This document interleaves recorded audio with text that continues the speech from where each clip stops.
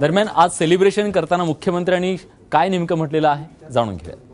महानगरपालिका असतील, जिल्हा परिषद असतील, महापौरांच्या निवडणुका, जिल्हा परिषद अध्यक्षांच्या निवडणुका, पंचायत समितीच्या सभापतींच्या निवडणुका होणार आहेत। या निवडणुका होत असताना एक गोष्ट मात्र अतिशय स्पष्ट आहे की आम्हाला सत्ता मिळो का न मिळो, काँग्रेस सारख्या पक्षासोबत काय वाटेल ते झालं तरी भारतीय जनता पार्टी जाणार नाही नाही नाही। आणि म्हणून खऱ्या अर्थानं कोणाला जायचं असेल तर आम्ही त्यांना रोखणारही नाही।